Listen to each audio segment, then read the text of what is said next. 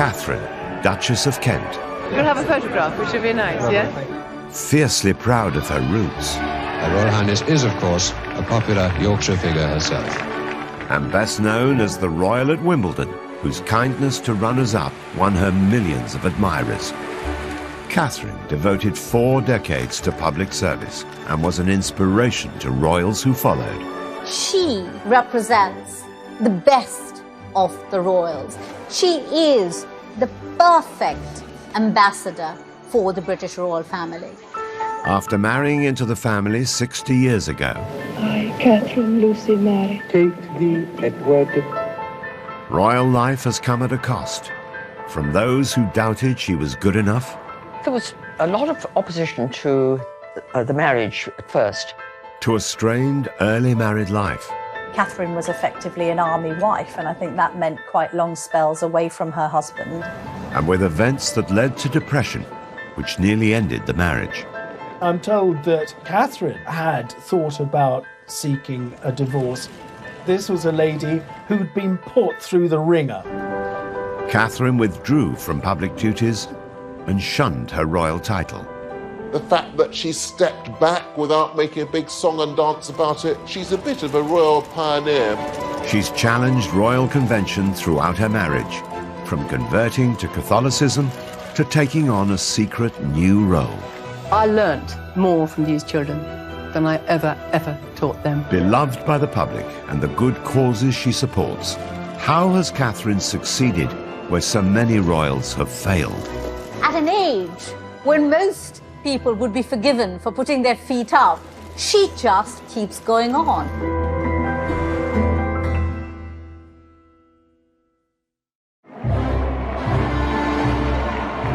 The 8th of June 1961, the wedding day of Prince Edward, the Duke of Kent, a dashing young soldier, with Catherine Worsley, the daughter of a Yorkshire aristocrat who was proud of her northern roots. Just having that wedding in 1961 at York Minster was a royal first. Nobody from the royal family had been married there in over 600 years. And this was very much a nod to Catherine's Yorkshire roots. She's very proud of the fact she comes from Yorkshire and from the north. The Queen and her family travelled up on a special train for the landmark event, while the young Princess Anne was among Catherine's bridesmaids. The local media dubbed this as the White Rose Wedding.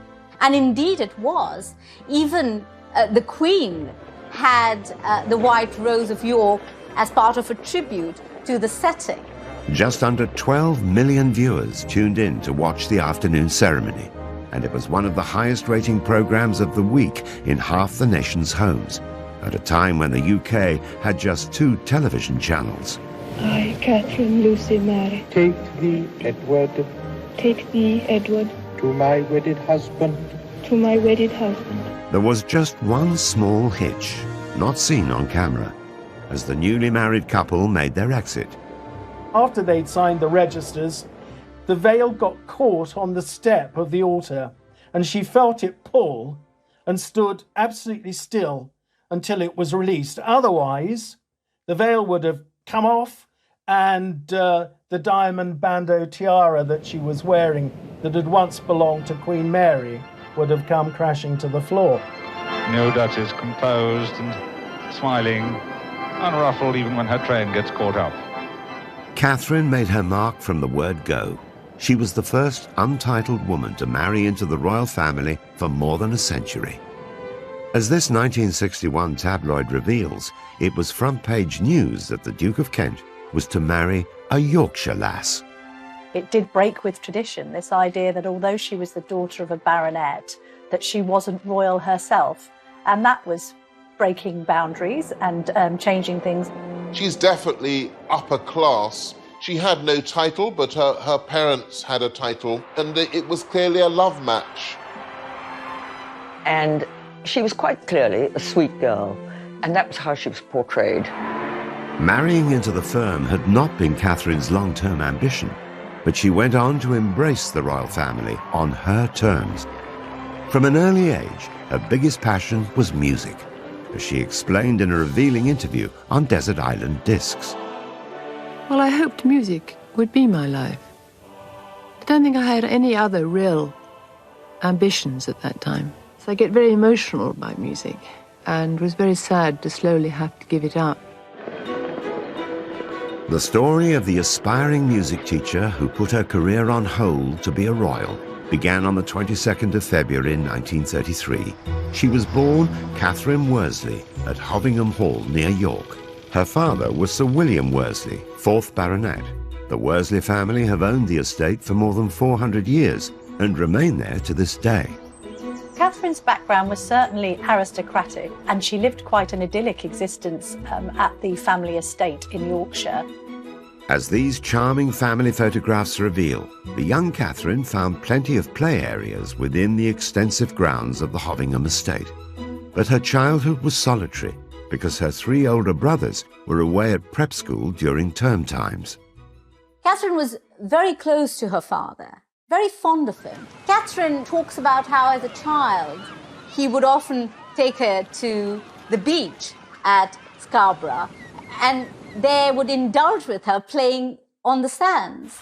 Katharine went to school from the age of 10, first at St Margaret's, then based at the stately Castle Howard, close by her home. But when she was 13, she went to boarding school near Cromer on the Norfolk coast. Shy and homesick, she took comfort in music. She learned to play 3 instruments, piano, organ and violin. She hoped that music would be her life. She studied it until she was 25, and she absolutely adores it, even to this day. Another family photo shows Katharine in her 20s, glancing coyly to one side, showing signs of the shyness she'd carried throughout her life, and which she later described with characteristic modesty. Would you say you're quite a shy person? Yeah. Very, actually. It's my nature. It's the way I was born. By the 1950s, Katharine was living and working in London as a nursery assistant. She was also courting a war hero, Andrew Burnaby Atkins, awarded 2 military crosses for bravery in World War II.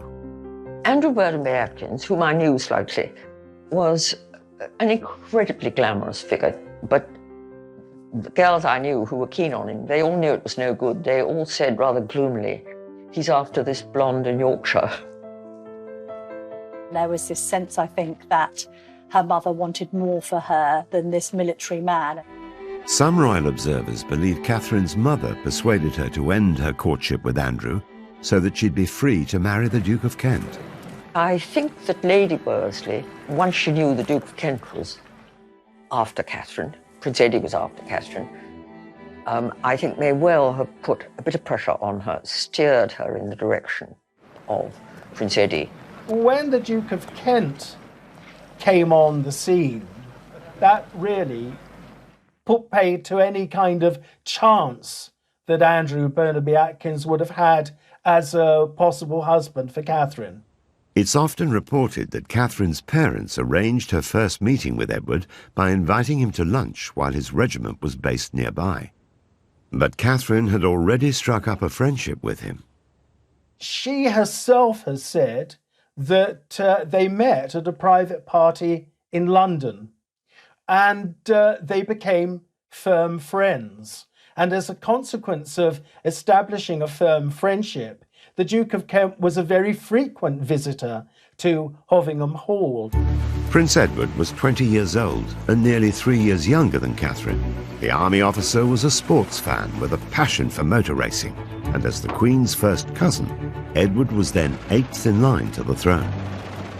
He was regarded as very glamorous, and as Duke of Kent in the 1950s, he was very, very eligible. You know, after Prince Philip, he was probably the best-known young male royal, so probably quite a catch. Katharine's mother had big ambitions for her daughter's relationship with Edward, but hadn't reckoned on his mother, the then Duchess of Kent, Princess Marina. She was so dubious about Katharine's suitability as a royal bride, it would take her 3 years to agree to their engagement. I think there was a lot of opposition to the marriage at first, particularly from Princess Marina.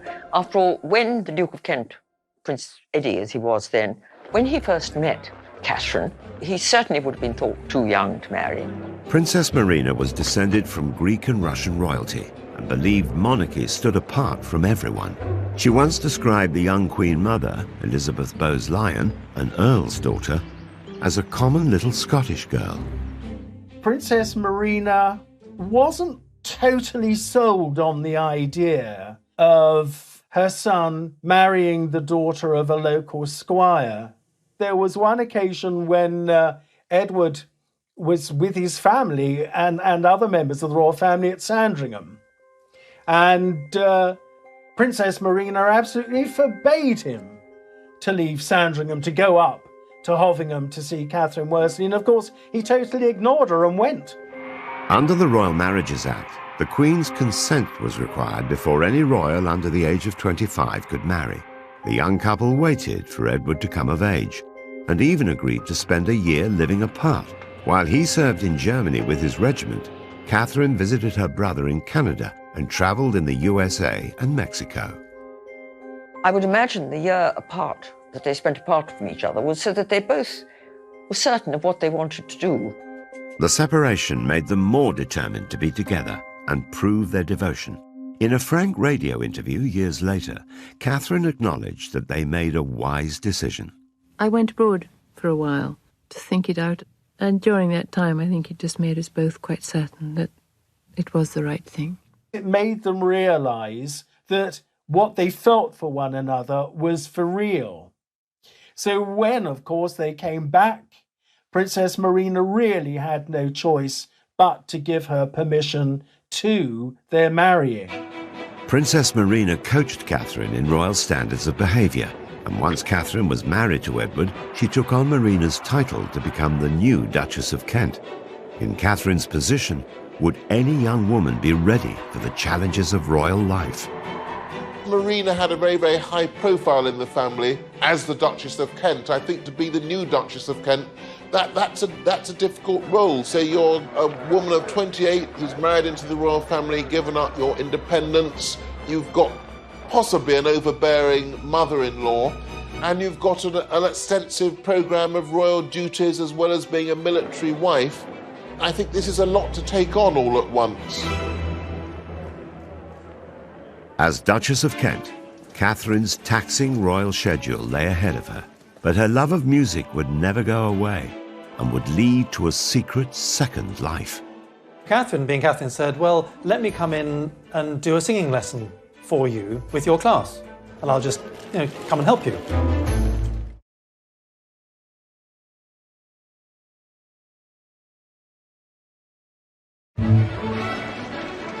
After marrying into the royal family in 1961, Catherine, the Yorkshire lass, was now Catherine, Duchess of Kent. Thrown into a high-profile job with a grand title, she embraced the busy schedule of a working royal. I think it's important to realise the Duke and Duchess of Kent were very senior royals. Catherine, along with Margot, the leading female royal of that generation, so she was a bit of a star of the show.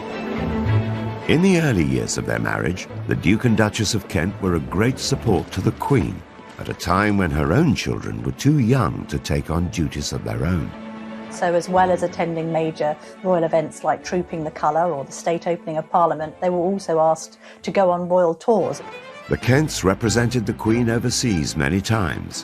One of their earliest visits was to Uganda in 1962 to mark the country's independence from British colonial rule.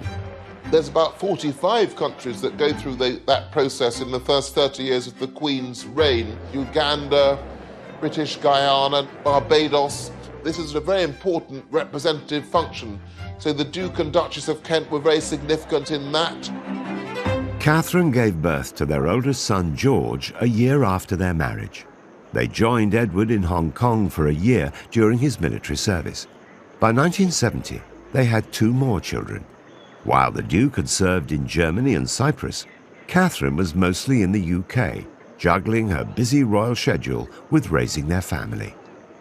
Catherine was effectively an army wife, and I think that meant quite long spells away from her husband, and I think proved very difficult for a couple just starting out in life together. I think if you marry somebody who's in the army with a serious career, you're going to have periods of separation, and I suppose it does pall eventually. But I think it's probably she would look back on that as quite an important time in her life. Catherine's time was filled with numerous public duties. Though she never overcame her shyness, she kept her common touch and felt right at home with everyday people. They said they didn't know what to do with themselves in the holidays. You don't have that problem, do you? Nice to see you all. The fact that she was always very cheerful looking and smiling, the fact that she was quite tactile with members of the public, I think really endeared her to the nation at the time.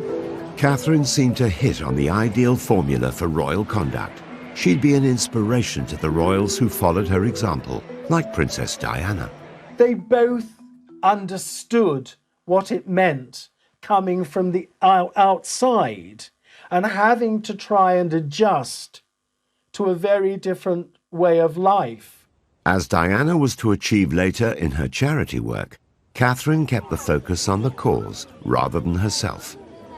The earlier stage of her life, when she had a bigger public profile, it was about bringing the public profile to the charities. Catherine did this, Diana did this, so it wasn't about look at me, it was about the work that she did. Catherine never sought publicity for herself, but the media and the nation grew to admire her through the annual Wimbledon tennis tournament. Her husband has been president of the All England Club since 1969. She accompanied him for more than 3 decades and was soon invited to present awards. I always used to observe how humane she was in always comforting the loser and speaking directly and passionately to the person who hadn't won the trophy. Catherine's most famous moment of consolation came in 1993 when Jana Novotná was beaten in the women's singles tournament by Steffi Graf. As this famous TV coverage reveals, Novotná burst into tears during the presentation ceremony. The loser had to make do with some royal words of comfort from the Duchess of Kent. Catherine's embrace, watched by millions of viewers, revealed her to be one of the most demonstrative of royals. Although some people might have been surprised at the member of the royal family just expressing a natural human emotion, for Catherine that was just the normal, natural thing to do, and it was very impressive. In a candid interview years later, Catherine was still modest about her hug with Jana Novotná. You put your arm around her, and well, that's what you do when people are crying. A lot of people at the time said, my word, a member of the royal family. We are quite normal people. We do hug people who cry. We don't say, there, don't stop crying, no.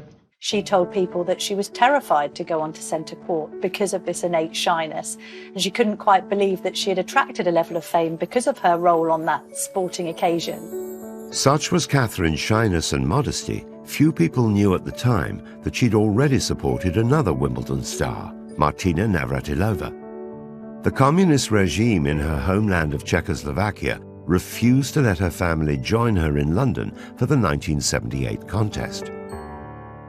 We don't quite know what the Duchess did, but there were reports that weren't denied that she had lent a hand in making sure that Martina's mother could be there to witness her tennis skills on the court in Great Britain. What are your impressions now of this country and of this tournament so far? It's very nice here, but I'm very glad to see my daughter. Catherine stopped presenting trophies in 2001. There were also reports of her being displeased with the club after they reprimanded her for trying to bring a non-royal visitor into the royal box. In fact, she was trying to give a treat to the son of a London head teacher, Philip Lawrence, who'd been killed outside his school in a street attack that shocked the nation. Pupils and colleagues gathered today at the Roman Catholic school in London's Maida Vale and paid tribute to their head teacher, who was married with 4 children. Catherine became very friendly with Philip's widow and also with Philip's son, and she tried to get the son into the royal box and got a rather curt note saying it's not appropriate to have non-royal children in the royal box, which seems rather heartless and rude. She did remain a tennis fan and continued to attend for years and years after that, but just in the stands with everybody else because she went along with friends. Catherine has often found herself going against the royal grain. And in 1993, a chance encounter would lead to a new secret life, and one that would finally allow her to share her love of music. She had met one of the classroom teachers from the Wansbeck Primary School. And this teacher was explaining to her how nervous the teacher was about teaching music. So Katharine, being Katharine, said, well, let me come in and do a singing lesson for you with your class, and I'll just, come and help you. And so, for the next 13 years, Katharine commuted to Hull once a week to teach music in a primary school, and later at schools across the country. As this touching documentary reveals, her rapport with children is instant. What's your favourite pop group? Black Eyed Peas. Is it? Yours, what's yours? I like Blue. You like Blue? I think everybody likes Blue. Westlife? Yeah, everybody says that now. Katharine only brought cameras into schools when music education needed attention. Until then, she taught in secret, relying on staff discretion and using the name Mrs. Kent. Nicholas Robinson, her friend and a former head teacher, watched her at work. We travelled up on the train from King's Cross. She was in her tracksuit and trainers. And what really struck me was at the end of the 50 minutes, when she said, right, now children, it's time to finish. We've come to the end of our singing lesson. They all started saying, oh no, miss, please, can we sing that last song again? From my experience of singing, to have children saying, please, can we have another song after 50 minutes, was just really striking. One of the books I read, called Rhinoceros in the Classroom, said something very true, which is that a classroom is a room full of learners. I learnt more from these children than I ever taught them. She did it with the Queen's blessing, because I think both women understood that this is where Katharine's passion lay, and it wasn't going to interfere with any affairs of state or indeed family matters. The Queen has been so grateful for Katharine's contribution to the royal family, she gave her a special award. Katharine was given the Dame Grand Cross of the Victorian Order, which is in the monarch's personal gift. So I think the Queen has been quite close to Katharine and has been very keen to thank her for her service to the royal family through the decades. But Katharine was to pay a heavy price for her constant devotion to duty. The impact of these traumatic events meant that Katharine spiraled into very serious depression.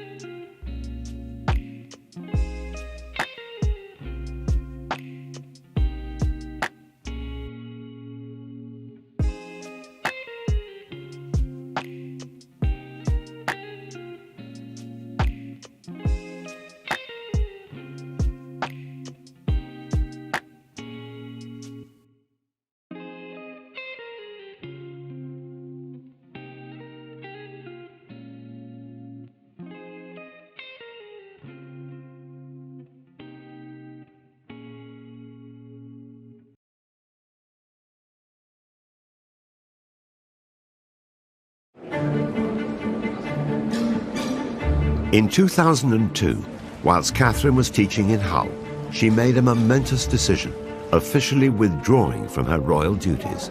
Thinking of it, I really will. Come the mid-90s, a lot of other royals have stepped up to the mark. Catherine decides to step back, as it's now known. She doesn't make a big announcement and sing-song about it. By announcing you're stepping back from something, you draw attention to yourself. So I think that what she did was much more dignified. Aged 69, after more than 40 years of loyal public service and now a career as a music teacher, Catherine's decision was fully supported by the royals. But she went a step further in her diversion from the royal path. Catherine did not want to use the title of Royal Highness. And this was Catherine making the point that her royal life was behind her. And therefore, because it was behind her, because she was marching to her own drum now, she didn't need the rank or the title. She wanted to be Catherine. The Duchess revealed this herself in the first interview she gave after giving up her royal title. I don't like being a public figure. I say that very humbly. Why not? It's my nature. It's the way I was born. I like doing things quietly, behind the scenes, achieving things with children. It's the way some of us are built. Catherine had put her longing for privacy to one side in order to fulfill the role she'd taken on. But after 4 decades of royal duty, she found her moment to step away from the spotlight. Oh, lovely. She's not the kind of person who stands on ceremony.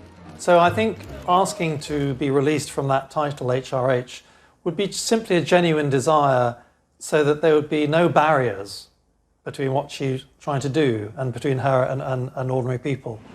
It was an unusual move for a royal, but the Queen gave Catherine her blessing.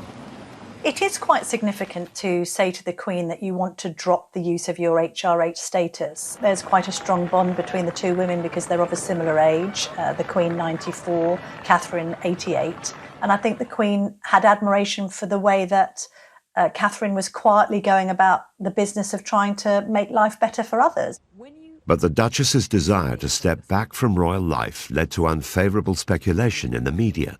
She was branded a recluse. Catherine opened up about this in her heartfelt chat with Fiona Bruce. What do you make of that? I mind terribly. You mind terribly? I mind terribly. I mind so much because I'm not. I never was. I'm far too busy, Fiona. Teaching is a very full-time job. I travel to Manchester, I travel to Albury, I travel to London on a regular basis to various things. I look after my family, I cook for my husband. No, I'm not a recluse. That period where people said she had been a recluse, actually she was secretly teaching at a primary school in Hull. So she was never off the scene, but just perhaps below the radar. The decision to drop her HRH title wasn't the first time she sparked headlines. In 1994, the Duchess caused great controversy when she once again pushed the boundaries of royal protocol, converting to Catholicism. Those close to her say she still retains a genuine affection for the Church of England, but they say she's embarked on what they call a personal spiritual journey. It was very significant, largely, of course, because not since 1701, the Act of Settlement, had a member of the royal family become Catholic. The Duchess arrived for the private ceremony with her husband to the applause of waiting well-wishers. Catherine's decision to ask the Queen to allow her convert was really another example of what a determined woman she was. Despite being head of the Church of England, the Queen approved of Catherine's personal decision, but the move still caused a stir in the press. I think the media regarded it as quite controversial simply because it had never happened before. And this was at a time when, there'd been a lot of press coverage about the Duchess. Converting to Catholicism was a big step. She would not have done it in any kind of way to upset anyone else. It would have been a private matter for her. It's thought that Catherine had turned to Catholicism following tragic events that she faced as a mother. At the start, family life seemed almost idyllic. In the 1960s, I think it was a very happy family. They had the lovely house of Coppins in Iver, about 15 miles to the west of London, which had been inherited from the Duke and Duchess of Kent, the previous generation. The couple have 3 children. Their eldest child, George, known as the Earl of St Andrews, their middle child, a daughter, Lady Helen Windsor, and their youngest child, Nicholas, Lord Windsor. She seems to have had a desire to have a big family, so they had the 3 children, and it seems that she wanted to have a 4th child. But the years that followed would be some of the worst of her life. Along with losing both of her parents, the dream of having more children ended in tragedy. In 1975, at the age of 42, she became pregnant with her 4th child, but very sadly, she contracted German measles. And of course, German measles in the first trimester can have the most devastating effect. And she had a termination. And I don't think she ever really quite forgave herself for that. But at the time, it seemed absolutely the right thing to do. Although the decision was medically advised, it's said to have plagued Catherine ever since. And in 1977, 2 years after the termination, tragedy struck once more. At 44, she conceived another child. And I think they were both delighted.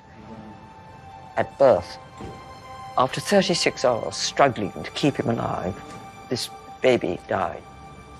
And it devastated her. This triggered for Catherine the start of the most terrible period of depression, leading to being admitted to the King Edward VII Hospital. She was there in the hospital for 7 weeks. Catherine had hurled herself back into royal duty, which had serious consequences. Some said it was nervous exhaustion. Others talked about a nervous breakdown. Catherine, by her own admission, was suffering from depression at the time.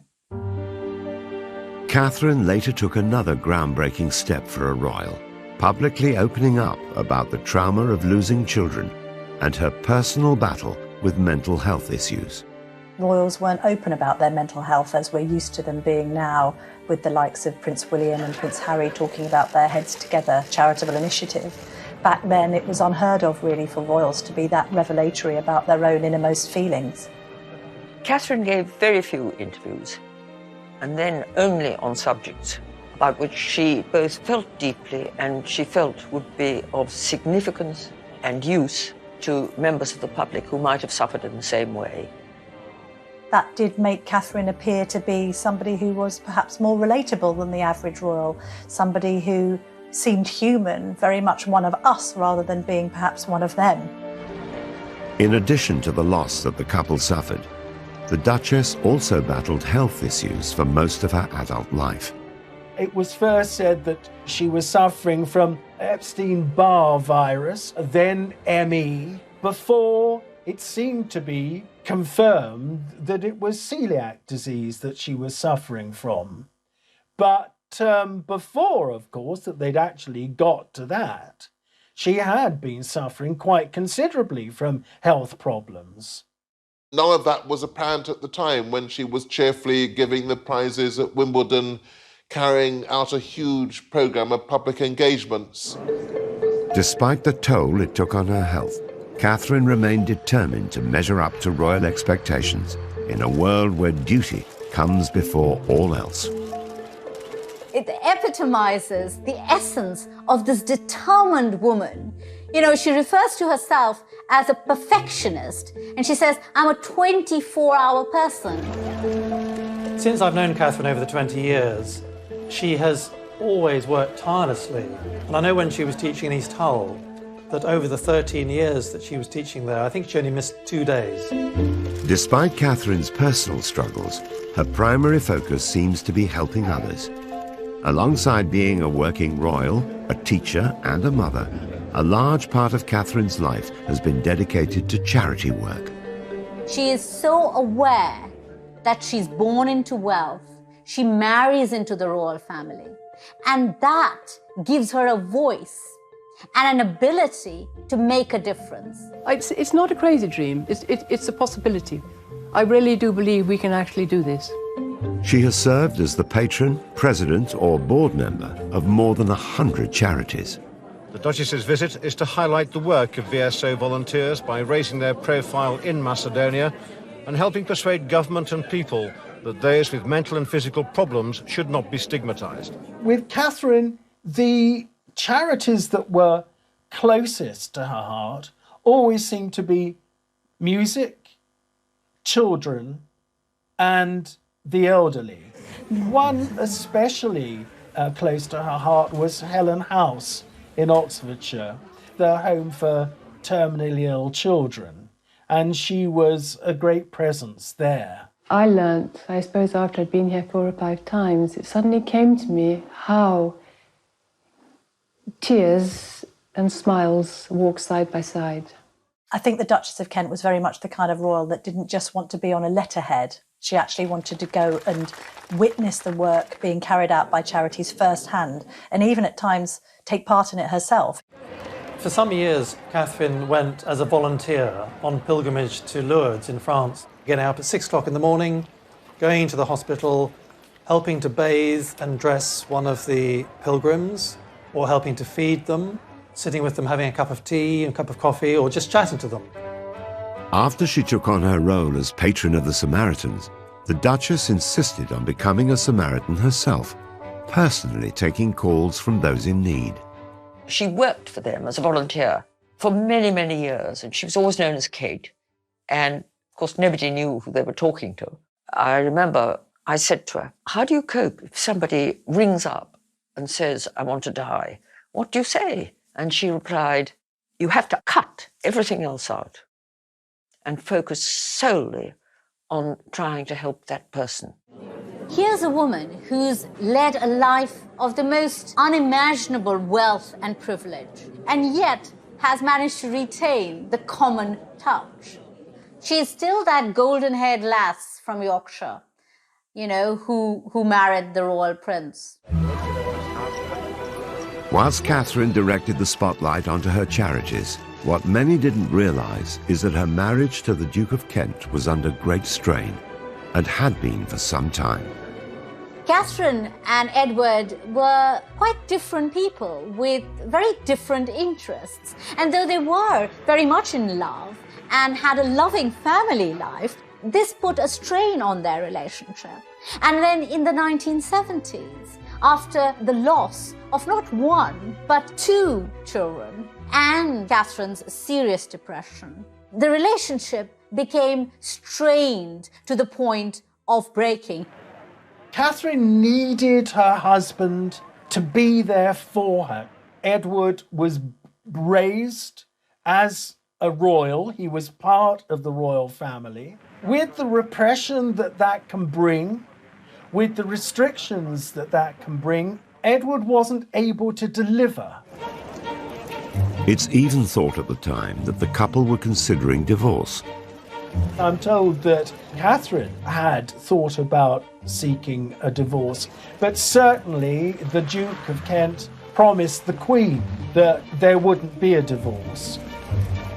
Divorce was still frowned upon by the Church of England, and as its head, the Queen could not have supported such a controversial decision. Katharine stuck very closely to doing the right thing. She would never have dreamt of doing anything that she felt the Queen would disapprove of. She did not allow any marital discord to affect her relationship either with the royal family or with the life of service she had chosen. Edward and Katharine stayed together, and so whilst they would still undertake engagements together, they began drifting apart and would lead pretty much their own separate lives. When newcomer Diana faced similar struggles in her royal marriage, an unlikely friendship developed. She understood Diana's problems. She could see the privilege, but also the pain.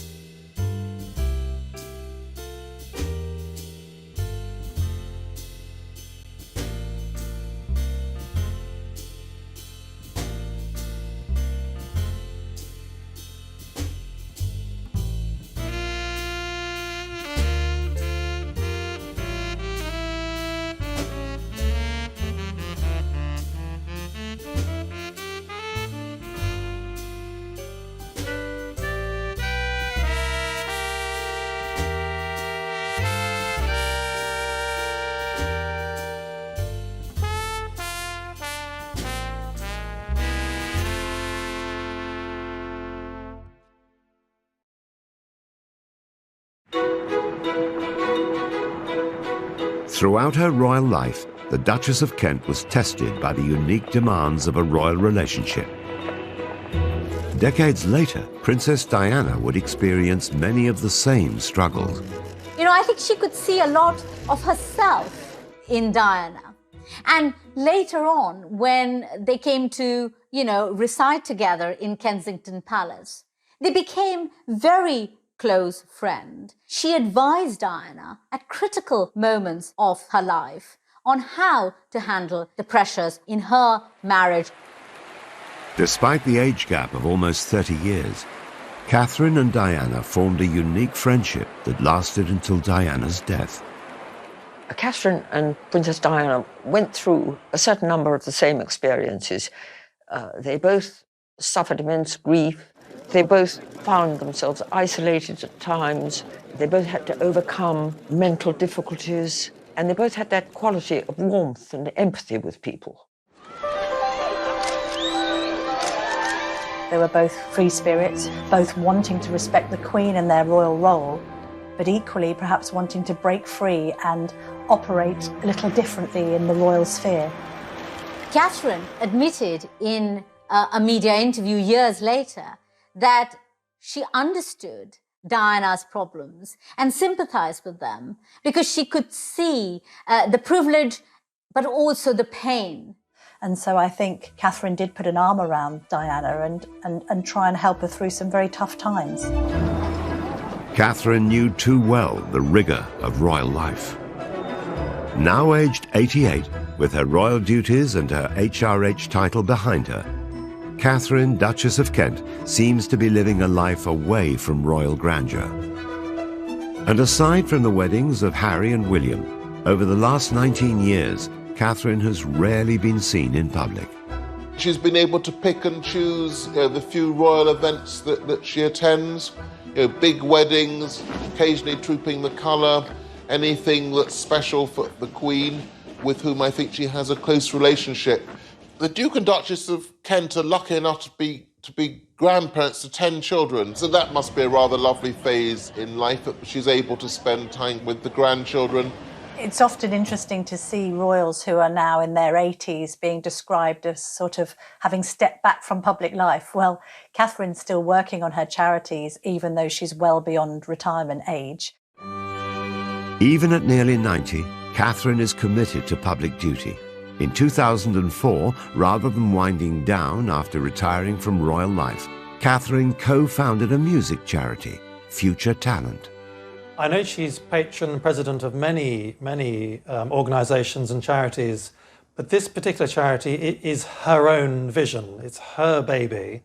Having taught now for 12 years, as you say, in East Hull, and being incredibly frustrated by, I would say, at least 20 children in 12 years who had potential to reach the very, very top in music, and immensely frustrated that I can't find a route forward for them.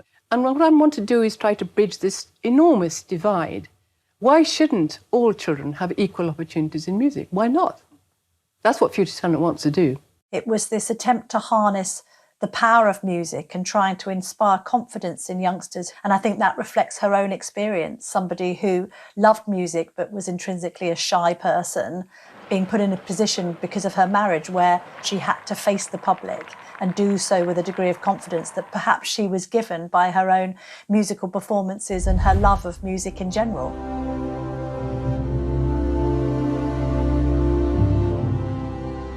The charity has recruited ambassadors such as Dame Judi Dench and Sting, and Katharine has organised concerts at Buckingham Palace and Windsor Castle for the young musicians. Right from the beginning, Katharine would go into the office 2 or 3 times a week and we'd be writing letters and making phone calls. At an age when most people would be forgiven for putting their feet up and taking it easy, she just keeps going on. Spanning 7 decades, the Duke and Duchess's marriage has not been without its difficulties. But after living largely separate lives, in 2013, Katharine moved back into their home, Wren House in Kensington Palace, after Edward suffered a stroke. It's rumoured that the two are closer now than they have ever been before. But this is the quintessential Katharine, giving support and succour when she feels it's needed, whether to her husband who is now ailing, or in the past to the weeping Jana Novotná in Wimbledon. The Duchess is still close with her royal relatives, and her neighbours at Kensington Palace include William and Kate. It's a family community, so that's rather lovely that they're still integral members of the royal family. I'm sure that occasionally they would see the Queen. Catherine Worsley married into the royal family against all the odds, and has not only survived, but has lived royal life on her own terms. She's transformed what it means to be a royal, the fact that she became a Catholic, which a generation before wouldn't have been acceptable, the fact that she stepped back without making a big song and dance about it, the fact that she taught quietly in a school. I don't think we have any examples of any other royals that have been able to be that free-spirited and independently minded, while at the same time remaining within the royal fold and not offending anyone by their own desire to do things a little differently. The Duchess has proved that you don't need to do everything the conventional way to lead a life devoted to public service. She has spent most of her life trying to help other people, and that service is what the monarchy is about. Katharine seemed somehow to puncture the barrier which some people feel it was between them and other royals, and in terms of her public life has never really put a foot wrong, whatever may have been going on in private. So yes, she's a bit of a royal pioneer.